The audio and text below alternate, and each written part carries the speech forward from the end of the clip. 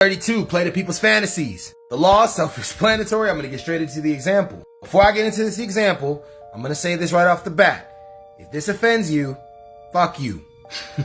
Me and somebody I know had a conversation about this and what happens in churches in Muslim congregations.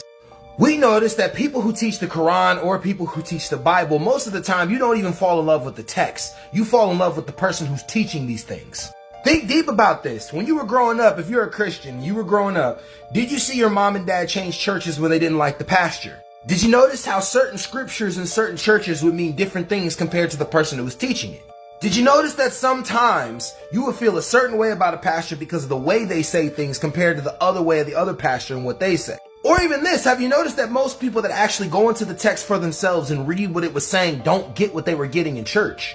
Why is this? Why do you get different experiences when you're reading the same damn book? Because of this law, playing to your fantasy. Any church that you go to, the pastor is trying to appeal to you in a way that's emotional and bring you into the church. Now, before some jackass homs in the comment section, not all, but I do think the majority of people do religious congregations for money.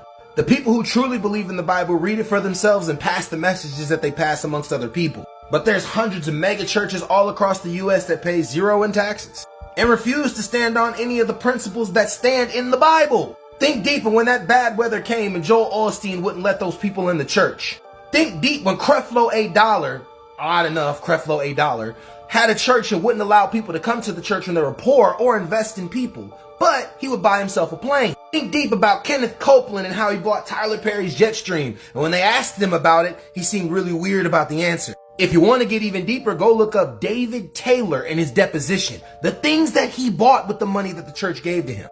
They use this law. They play to your fantasy, bring you in the church, extract money from you. Win-win. Y'all want more on this, let me know. Stay woke.